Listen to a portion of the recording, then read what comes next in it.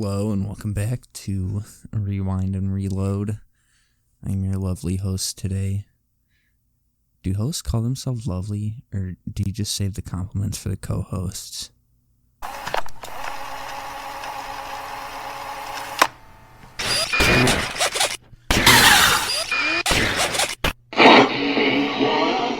Join Pikachu, Ash, and the gang. The Mandalorian is great in the new series, and let's check out what's new in the world of pop culture with your hosts John, Tim, and Quentin, and a podcast we call Rewind and Reload.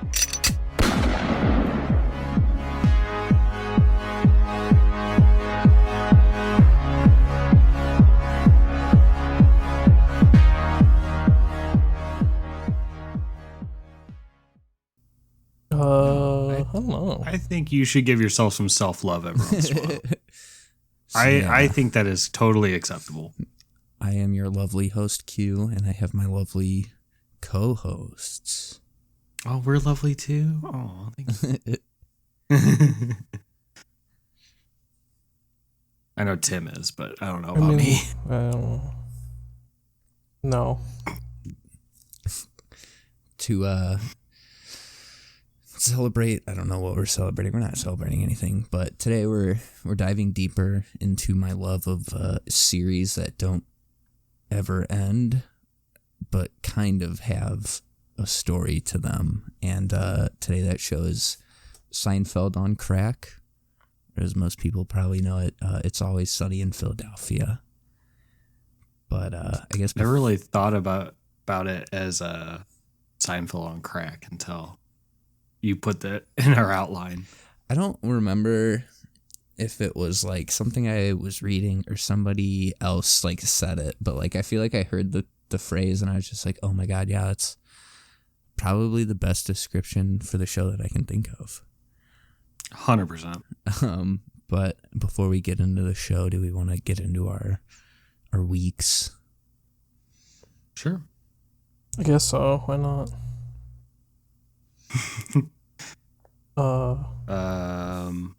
I can't think of anything that I honestly did this week. Same. We adopted some new chickens. How many? 5. So now we're up to 11. And we have 8 more coming at the end of the month. Oh god. Yeah, so I'm building a new big chicken coop tomorrow. Or not tomorrow, Saturday. You guys don't have problems with like I guess tomorrow once we do. wildlife? No. We have a possum that lives under our barn. I was gonna say I know you guys back up to a field, like a doesn't do forest and then a much. field, right? So I didn't know if it was.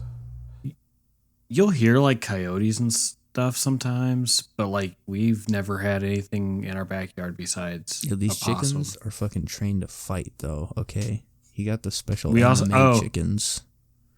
We also had a hawk try to attack them, and I almost punched it.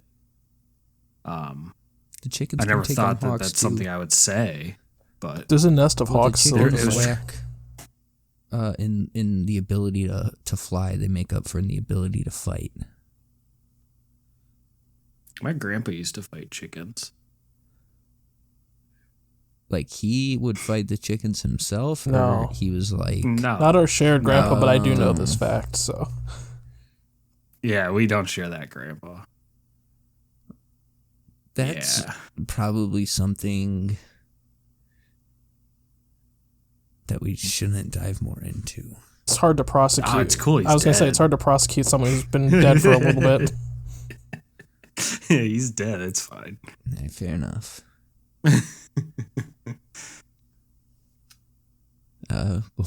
What about you, Timothy? Anything going on? I won a trivia night and got the funny number as my final score.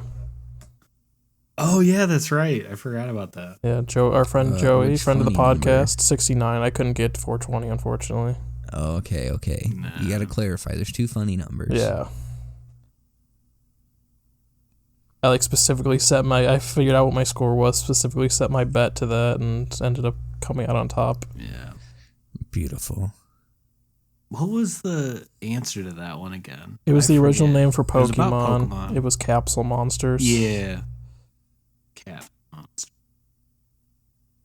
Yeah. Me and Carly were on a team, and we bet all of our points and knew we were gonna get it wrong. So we See, I just thought said, about "Screw it." betting We were actually everything because there was no prizes involved. It was just, friends having fun. And I was like, how high can I go? And then I was like, So I'll just you're get the telling funny me, number. John, you didn't know the original name of Pokemon? No, when have you known me to love Pokemon? You're like a classic fake gamer girl. I just don't really like. I mean, I like Pokemon. I don't really obsess over it. Well, maybe you should. I have actually win don't more really like trivia Nintendo nights. games very much. I'll come out and say that. You can hate me if you want. I never really liked Nintendo games that much. I've grown cold towards them in my 20s. Yeah. I just started playing through the Resident Evil games. The first one's pretty trippy. The game mechanics are so They're weird. not great. Even the remaster kind of sucks ass. Yeah, that's what I'm playing is the remaster. The second one's remaster It's is great. awesome. It's fantastic. 2 and 3 are fantastic. So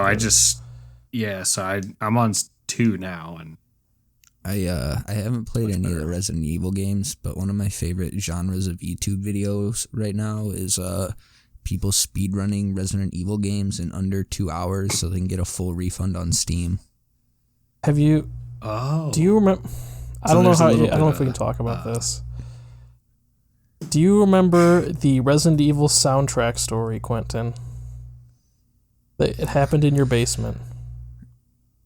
It was House of the Dead. I lied. It was House of the Dead.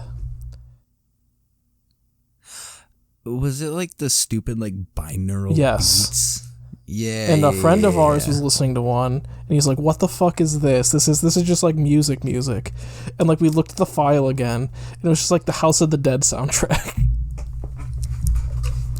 Yeah, dude, that's a binaural beat that'll get you fucked up. You seeing zombies and shit. Hell what yeah. the hell? Yeah, that was When you're 13 and you don't know what drugs are yet, you do weird shit, I think you were there, John. I don't don't remember this, Well, but- I think it was just you, me, and Elijah. So Oh, classic. maybe someone else was there, but I can't remember who else it was.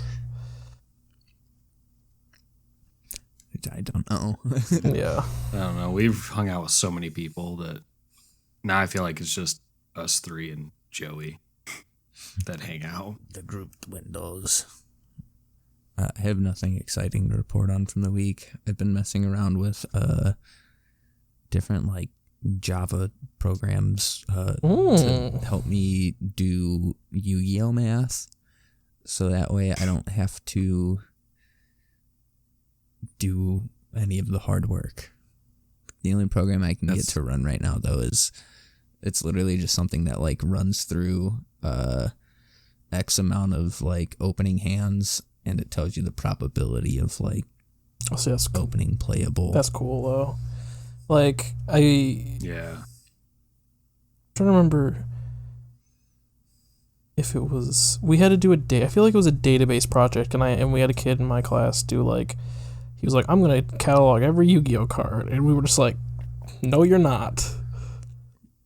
Well, that's the funny thing about that is you can find databases of that already. I'm pretty sure he was online. just gonna take it. I mean, I think we had the option of if you can find a pre-existing database and interface it, that's fine. You just have to make the visual interface yourself. Okay. Because I think I know. I'm taking that class right now. Because the actually. professor was if I'm not gonna make you do fucking how many hours of data entry. If you guys want to find a database, you can use that just and make it your own interface. So. Yeah. See, for my group, everybody else in my group knows a lot about golf, so we're doing a database of golf clubs and shit. I'm like, what the fuck? It is what it is. I made my own Dungeons and Dragons app back in the day, and then it was trash, so I got rid of it. I think I still have the files for it, but You need to open that back up, man. Let's make it it. let's make literally it does legit. nothing. And there's better existing things on the App Store, so The only people who would use it, I was gonna say the only it. people I could ever probably convince to use it would be like our group of people who play D&D. So I'd use it all day long, man. it was bad. It was bad. It would like crash if you put a certain thing into this. I don't remember what it was, but if you search something in the day, like in the search field, it would just fucking crash the entire program. We couldn't figure out why it did it. God. All right. Well, I guess on that note, you guys just want to move on to our topic. Suppose we can. Yeah. All right. So like I said earlier, today we're talking about It's Always Sunny in Philadelphia. It's probably one of my favorite, I guess, live action comedies. If not live action. I don't know what's the proper term for that? In-person comedy, I guess. I guess it's a sitcom, technically, right? It's a situational comedy. Yeah, true. Yeah, there we go. Okay. Yeah, that's better. So It's Always Sunny premiered on FX on August 4th, 2005, and then moved to FXX, beginning with its 9th season in 2013. 2005 feels were really early, but I'm going to take your word for it. I don't doubt that's when it happened, but like, I feel like it had to have been definitely not a show on my radar then, because it was one of those shows where it's like, this is naughty and I don't want my parents to know I'm watching bad shows. Yeah. Well, that's the thing. Me and Hannah have been like going back and rewatching the show lately, and like the earlier seasons are definitely like, when you watch them, you're like, yeah, holy shit, this is old. Just because like the quality and stuff, and the quality and the references. Everybody has aged quite a bit as well. But I mean, that's what Bush was president. I always when the end show up started.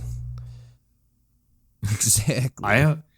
I always end up skipping the like first couple seasons just because it's like a different show too. Oh, the first couple of seasons are so good still, though.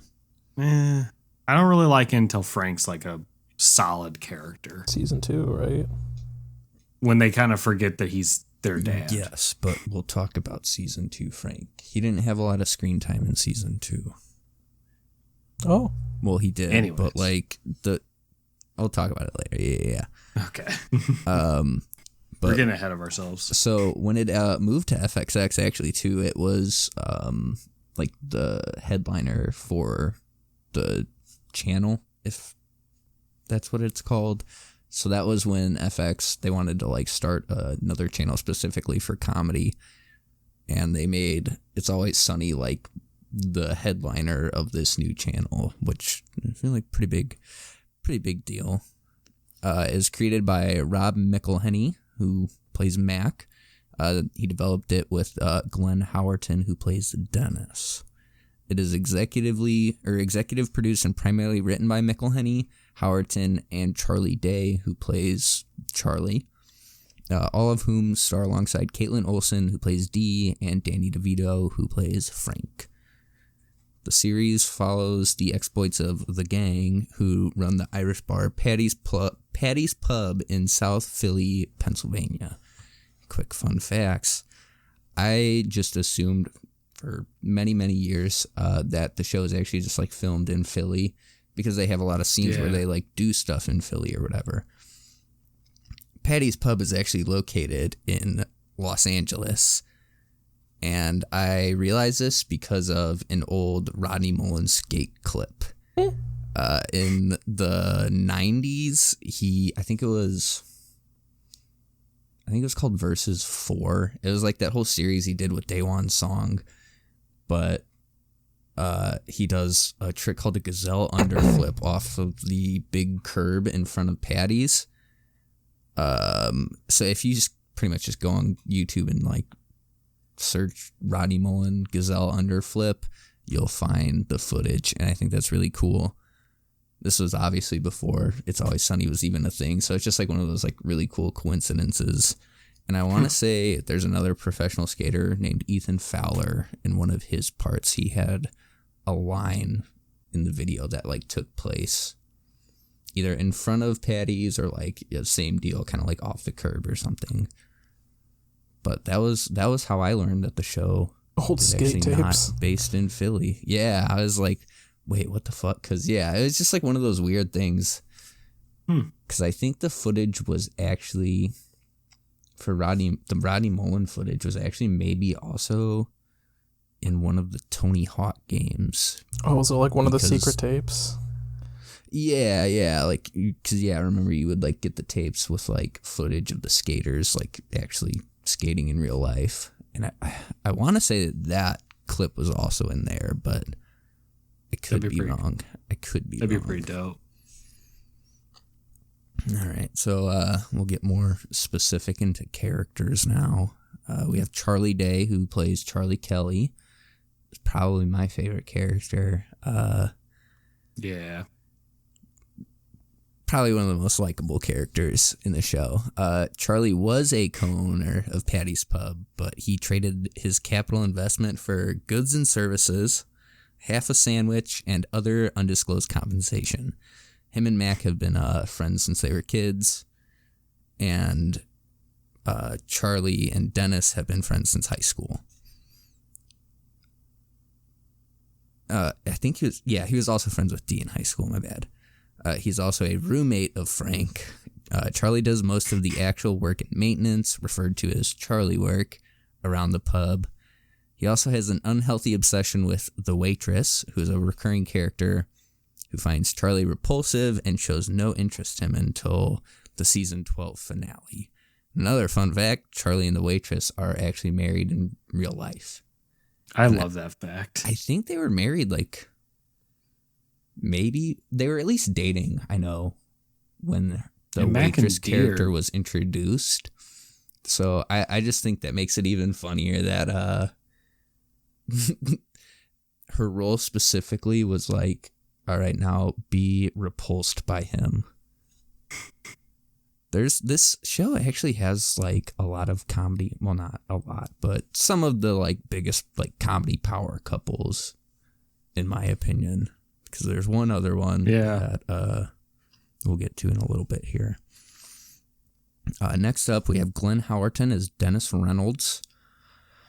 I don't know how I feel about Dennis. Sometimes I really like him, and then other times I'm just like, I don't even know how to describe him. He's just the worst. Yeah, he's such a sociopath. It's just ridiculous. Yeah.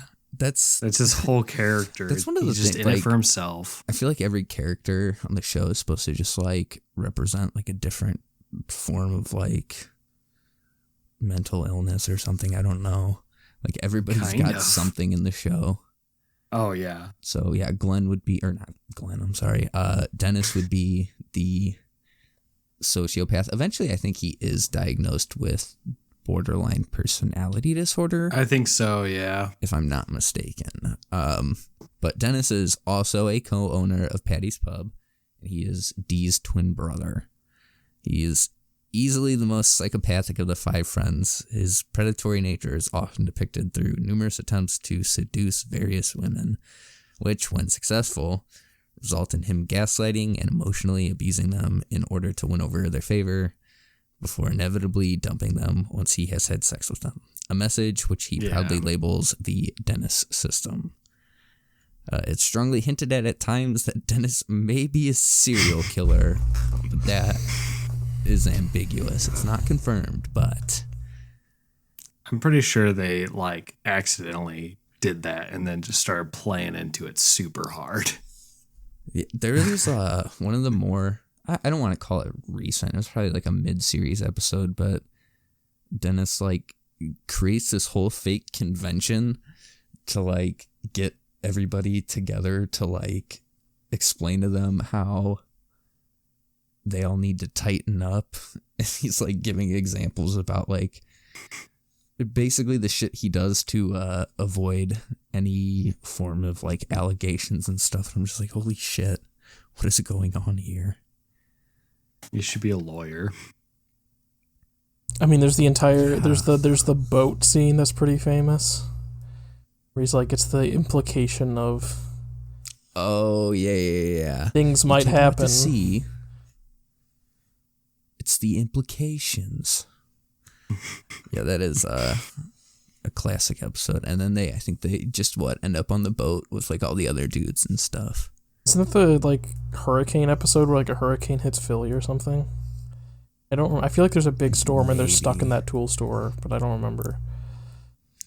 I don't know. There's so many like small stories that go on. It's easy to get like some episodes mixed up. Fair. But like that's the thing too, is like a lot of these small like inconsequential things like come back. Like rum ham and shit like that, which is funny. Next character. Huh? Oh, sorry. Oh, I was just gonna say that one of my favorite times someone like came back later was oh god, it was the guy that was faking being one of the Philadelphia Eagles players. Like when they went to go try out to be like on the Eagles, and then he comes back like 3 seasons later, and D like recognizes him, and it's so weird. There's like him, and then there's the waiter.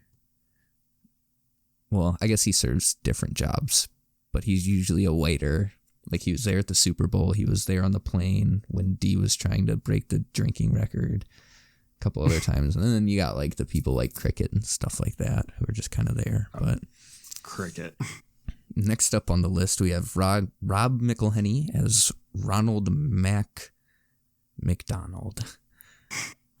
Was there like a whole episode where we learned his last name? Yeah, you find his birth certificate, right? Yeah.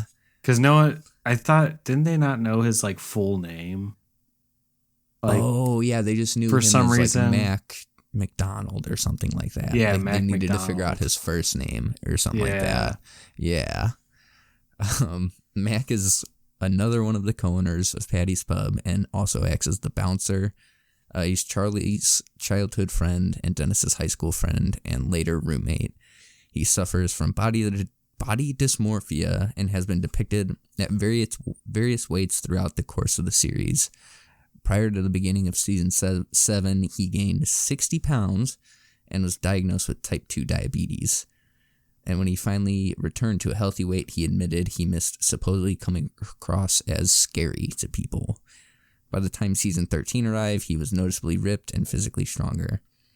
So one of the reasons that he like decided to do this, because like he like legitimately gained 60 pounds in real life between seasons. He committed to the bit 100%. And it's crazy.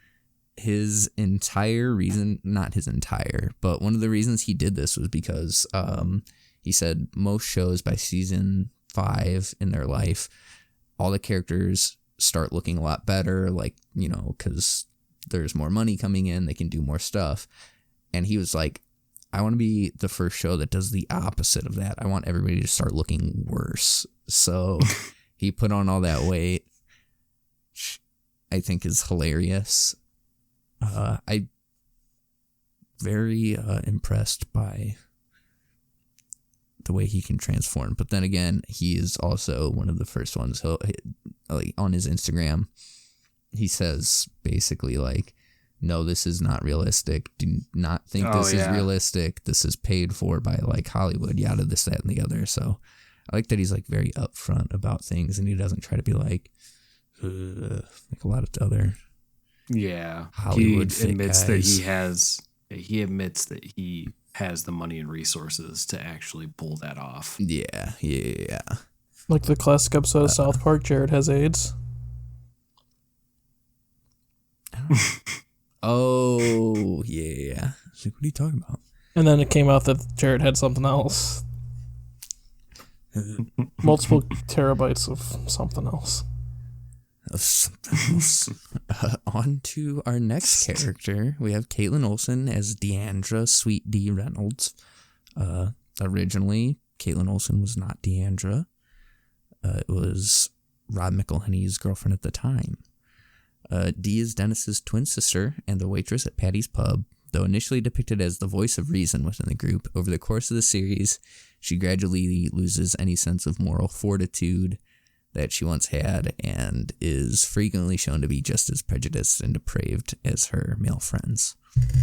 Though often the butt of the gang's jokes, she frequently involves herself in their schemes, perhaps due to her constant need for approval and attention from her peers. She does not hold any ownership stake in the bar, perhaps due to the gang's various prejudices against her, but also in part to her desire to become a professional actress/comedian, which never pans out. Another quick fun fact, in real life, Caitlin Olsen is married to Rob McElhenney. That is the other comedy power couple involved in the show.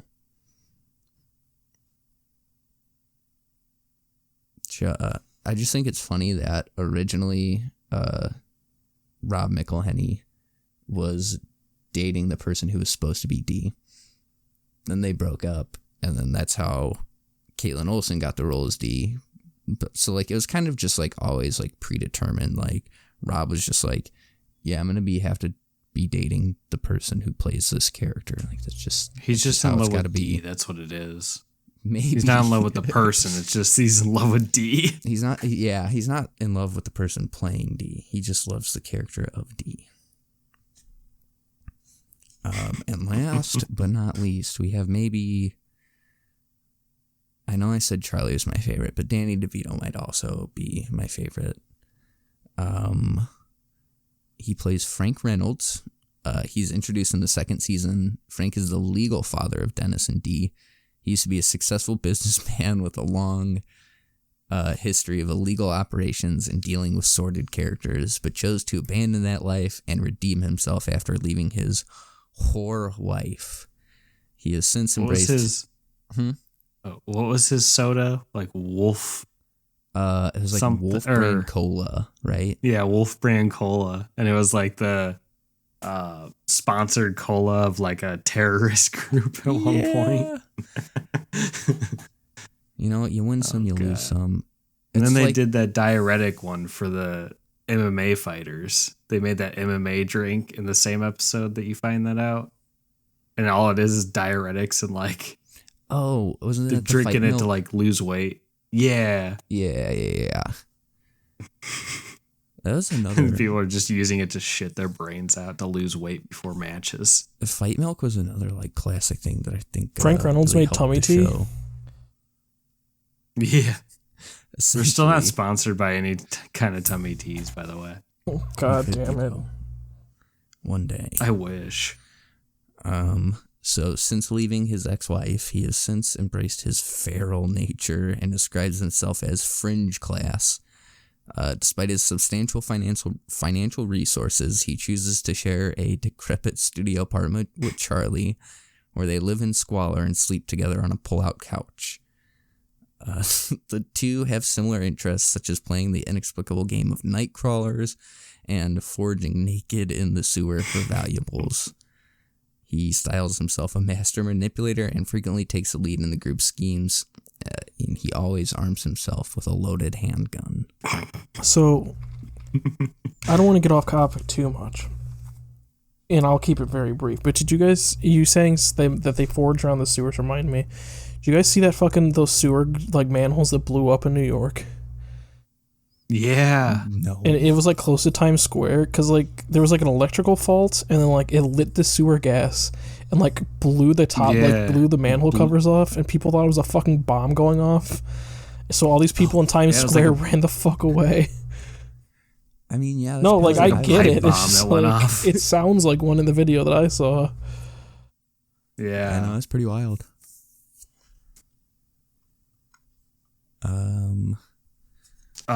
Also, I was going to say something about Frank because I love him so much.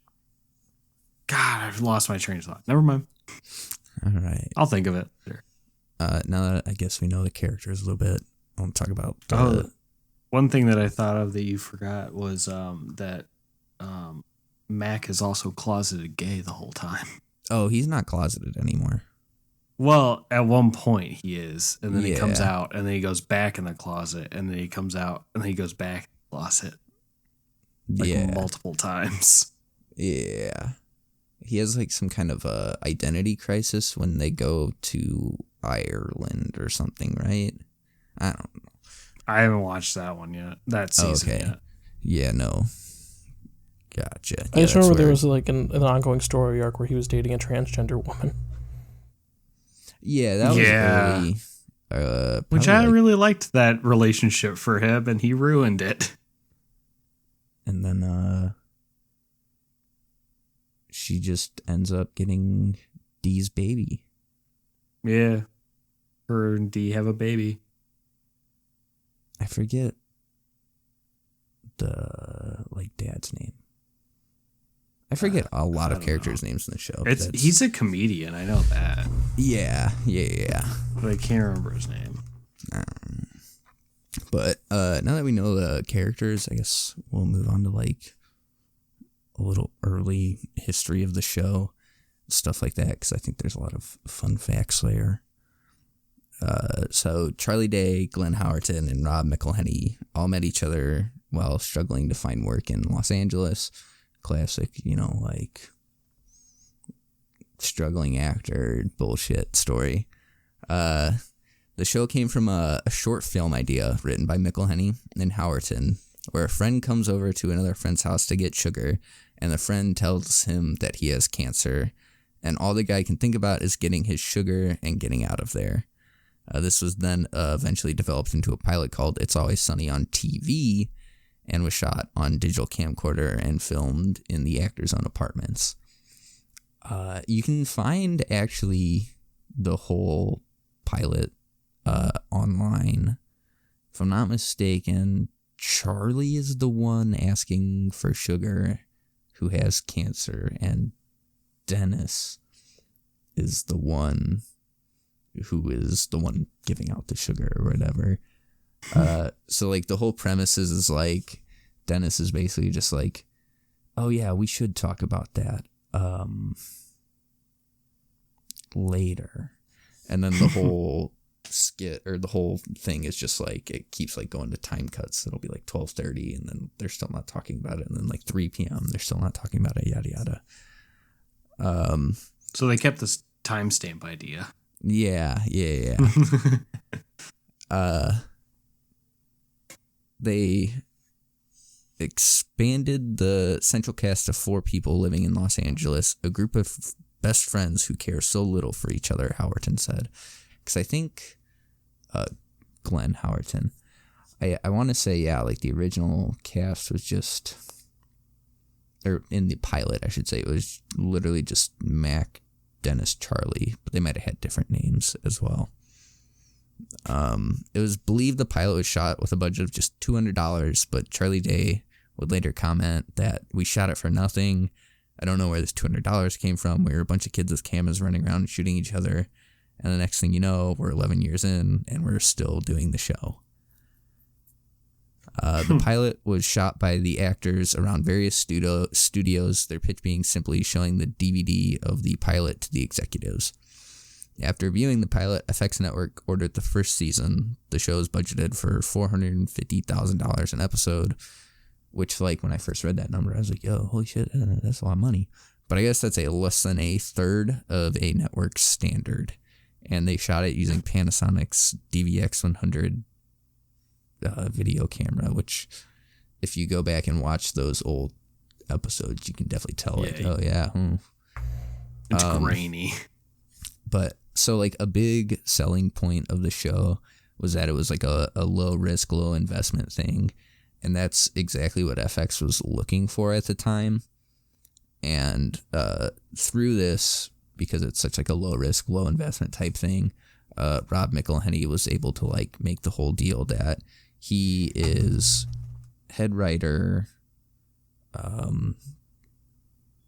executive producer, and then Glenn Howerton and Charlie Day were also producers, if I'm not mistaken. So basically, out of the deal, they got basically full creative control over the show, which I think is another thing that if that didn't happen, that would the show would have been completely different. Oh yeah, probably still wouldn't be going on to this day, 100%. Yeah, there's a lot of stuff they do that a network would never dream of doing. Yeah. Well, that's I think it's just kind of the perfect storm of networks being FX being okay, we can go out on a limb here because we're spending next to fucking nothing on this. Just let the dudes do whatever the fuck they want, I guess, whatever. So the original concept had the gang being out-of-work actors. However, there was just too many shows at the time with this similar premise. So the network came to us, or this is a quote, the network came to us and said, we don't want a show about actors. And we said, fine, let's put it somewhere else, McElhenney explained. I'm from Philly, let's put it in Philly, and we'll make it about a bar, because that's a job where you can have lots of free time and still have income that could explain how these people can sustain themselves, which makes sense. Okay. I like the idea. I don't know. I definitely think that's like another thing is, yeah, if it was just another show about actors, probably nobody would have given a shit. No, it's not relatable enough. I feel like hanging out at a bar is like relatable enough for most people. Yeah, exactly. And like I mentioned earlier, prior to Caitlin Olsen joining the show, the character Sweet D was originally played by Jordan Reed, who at the time was girlfriend of McElhenney, but they recast her after they broke up. Which I think, yeah, it's just so funny. Like, I don't know. Always got to be in a relationship. I'm not sure who Jordan Reed is. Like, I don't know if she's had a career past this or what she's been in, but she just stuck it out in that relationship. She would have been sitting pretty, man. Everyone would have known her. Just says, what happened to Jordan Reed? Oh, that's never a good name for an article if you're wondering how somebody career is going. So it's not a very full. She was on ER. There we go. That's about it. That's all I recognize. All right. Yeah. So after the first season, FX executives were worried about the show's low ratings and demanded that changes be made for the cast, which I've heard and read different things, but I've heard more that it had lower ratings than not, but it was still like performing well for what it was, if that makes sense. So this is another quote. So John Landgraf, who's the president of FX, he called me in for a meeting and was like, hey, no one's watching the show, but we love it, McElhenney said.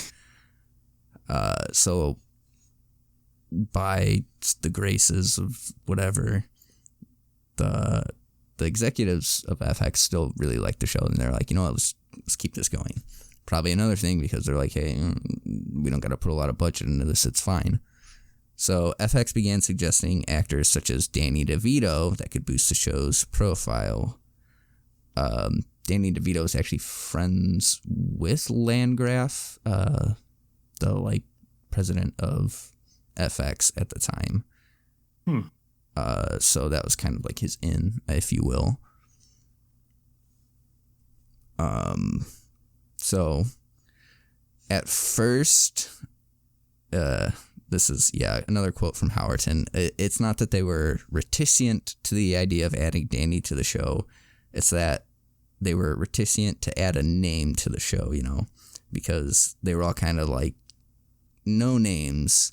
And it was a weird show. It was this weird small thing. And they liked that about the show. They were kind of proud of that fact. But initially, McElhenney refused, saying, no, I just don't think we want to do that. And then the FX was just like, okay, well, show's over then. Show's over. So they realized, like, we kind of have to do this. And they got Danny DeVito onto the show to please the network. However, McElhenney, Howerton, and Day were hesitant at first since they thought they would ruin the show. Danny DeVito would ruin the show, particularly Day. Which I find funny. I mean, I get it. Because they end up being like the closest two on the show, though. Yeah, well, I think it's just probably one of those things that like they had like a very specific vibe that they were going for with the show. For sure. So they were probably it wasn't worried anything that against like, him. Yeah, like they were probably just worried like, yo, like is this whoever we're bringing in, are like they going to be able to like match this energy type of deal? Or are they going to I shift think- it completely? Yeah, which I think makes a lot of sense. DeVito later joined the cast in the first episode of the second season, playing the father of Dennis and Dee. And if I'm not mistaken, all of Danny's scenes for the first season he appeared in were shot in the span of like 20 days due to his like outside scheduling of other projects and stuff. From what I've read from interviews as well, I think that Danny did like actually watch the show prior to being on it and stuff. Like when the first season came out, he watched it and like was a fan of it. So I think that probably was also like a really big thing that helped him like develop a good character for the show. Like I think he already kind of knew what he was getting into going into it a little bit, if that makes any sense. You definitely can tell, like, when Danny DeVito came in, I felt like that season was a very safe season, too. Like, of all their hijinks and stuff they got into, that season was relatively safe. Well, I mean, and like, then they started opening it back up to, like, the insanity of the actual show. like I said, they had 20 days to film with DeVito or something like that. So I feel like they couldn't do like a whole crazy bunch. But I'm just saying, like, outside of even the Danny DeVito stuff, just like the show in general is kind of network safe. fair Like enough. they were trying to like make sure that they could keep going with their craziness later on. Yeah, like they had to kind of like tone back the oddball to like trick people into watching the show, and then they just kind of like took off their own other way. Yeah, they really did. I guess before we close, there's the last thing I want to touch on, which I forgot to put into our outline here, is the importance of the internet and memes in particular that helped the show flourish and gain the audience that it has nowadays. So I think the first thing from the show to like go viral on the internet was the whole Nightman song. That or Kitten Mittens. I remember Kitten Mittens got a big... Ooh, yeah, that was another big one. But so there was that whole episode where Charlie, who, even though he can't read or write, is a very talented musician, and him and Glenn or him and Dennis, I don't know why I keep calling him Glenn, they were huffing silver spray paint, ended up writing this song about the Nightman and the Dayman, and then it turned into this whole play in the show. So this episode kind of like took off online. It was very viral.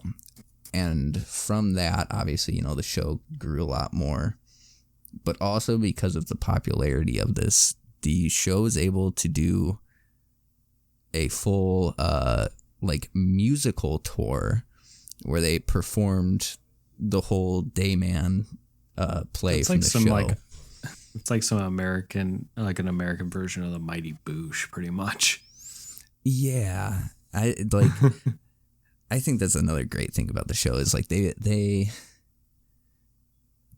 do a lot. I don't know, with what they have. Like they don't just stick to like one medium or one genre. Like they do a lot of like exploring with the show, which I think is very cool. Speaking of memes, Trash Man. That's always a good one. Where I'm the trash man. Oh yeah, in the wrestling outfit. I get in the ring, I throw trash around, and then I eat it.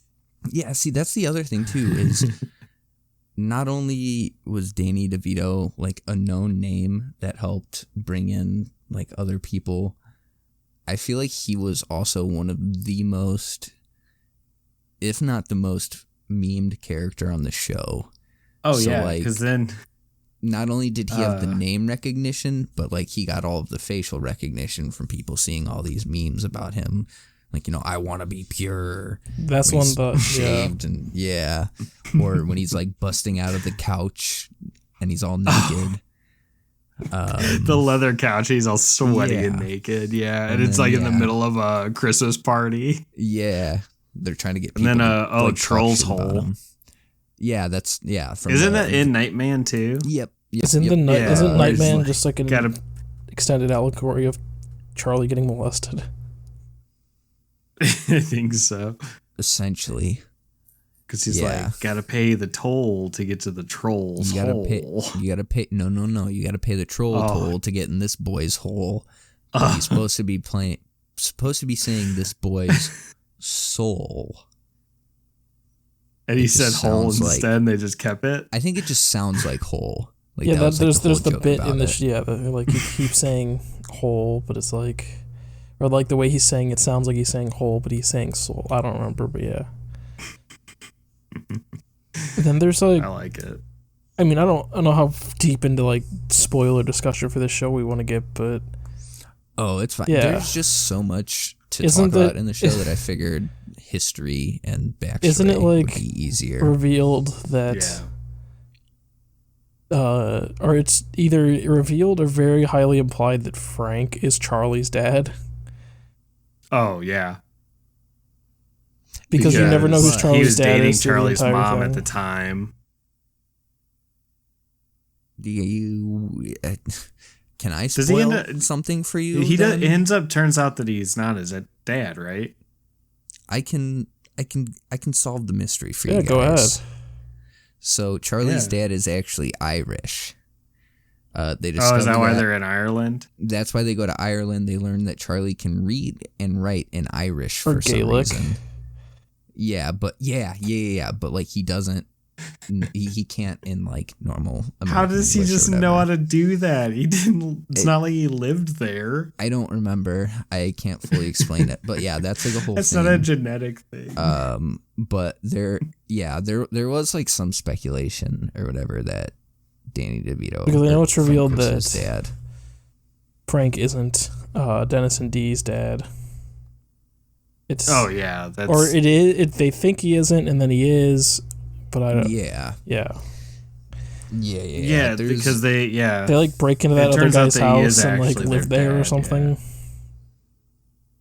Well, there's like a guy that like even thought that he was their dad, and like he was super rich and stuff, and I think later it did turn out that it was Frank that was their actual dad, if I'm not mistaken. Yeah, I think it is like confirmed. Like that's actually like how it works. Is that Frank is the dad? But yeah, there's been like so many like silly like plot twists that like aren't real plot twists, where they do shit like that, where they like make you think like this established thing is not actually an established thing. The show can twist and turn at any time. Yeah, exactly. Yeah, see, like that's another great thing about the show is like you never know what's gonna happen next. Like 1 second. Doesn't Mac's dad die at one point and then come back? Like he fakes his own death or something to get out of prison. That sounds possible. And he comes to kill them or something, but then he like forgives them because they send him back to jail. Maybe? I definitely remember the plot point that all of Mac's Christmas presents growing up were things that his dad stole from other houses. Oh, yeah. It wasn't even that they like stole them. It's they would like go from house to house and they would open presents, and then when the families would wake up, they would all run away, and Mac explained it as like, yeah, you go to each house, you take a present, and then the next people come in and they take their present, and you just go from house to house and you do this. It's not how any. But then works. In the same episode, they figure out that Charlie, his Christmas was just his mom having prostituting herself. Yes. Yeah, that episode, everybody learns that like everything they know about Christmas is bad except for throwing rocks at trains. Oh yeah, because then they just throw rocks at trains the whole time. I think that's like at the end. I think that's a new Christmas tradition. I think I'm gonna pick up actually. I'm gonna start throwing rocks at trains. I have train tracks behind my house. Come over. Thought they didn't run. Everywhere I've lived in my adult life has had train tracks by them. Same. So I'm ready. I just need it to be Christmas, I guess. That'll be our Christmas special. It'll just be a live stream. We'll get the train guy from TikTok to come. Oh, special guest. I would love to collaborate. Well, do you think he would appreciate us I love throwing that guy. rocks at Probably not, trains? no. Probably not. He would probably get fucking pissed. But I really do like that guy. I just like, there's part of me that watches his videos and there's so much serotonin that like flows into my brain. Did you see that he had like he did a whole shoot for Gucci? Yeah, I did see What that. the fuck? How do you go from making train goblin TikToks to being a Gucci conductor? Gucci conductor. What the fuck? He's just too fly, bro. Just too fly. Too fly. Good for him. And on the topic of staying fly, you guys want to fly to the ending credits here? Yeah, that sounds good to me. I don't really have any conclusions on the topic. My only conclusion. Well, there is no conclusions to the series, so Exactly. My only conclusion we'll have is to hit it when it does conclude. you should definitely watch the show if you haven't. And Agreed. if you have watched the show, but you haven't watched all of it, I would recommend picking up where you left off, because it's one of those shows that I think keeps getting better. Okay. Yeah. Quality, I don't feel like has really ever gone super down too hard. Like, it's either... The only recommendation I would say is to skip like the first like 2 seasons, because I'm just saying if you can't get in, I'm saying if you can't get into it in the first couple episodes, just skip the first 2 seasons. Like, that's how I was. I just couldn't. I watched it starts out eventually. good, and then only gets stronger. How about that? Like, Sure. the first couple seasons are still good, but the stuff after that definitely is. Yeah, they're just not as better. good as the other stuff, like the later stuff, because they just get so insane. Yeah, I can't deny that, I guess. And once you introduce the McPoyles and...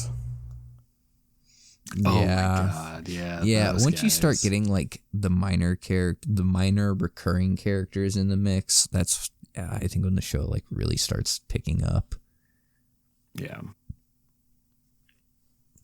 But yeah, so I guess we'll go to our wrap ups and our plugs. Sure. I think oh yeah, I put the wrong plug in for me. So you can find me on Twitter at Boxwine. Also on Twitch. The O is a 0 because I'm cool. I'm using He's letters edgy. just for chumps. Quentin's the edgy guy in the group. Mm, Every group needs their bad boy. that's me. You can find me at J_Mergs at just about anywhere. And then I also do another podcast called Socks and Scandals. That's about it. You can find me at Letterboxd and read the movie reviews that I do every couple of months at Timmy C.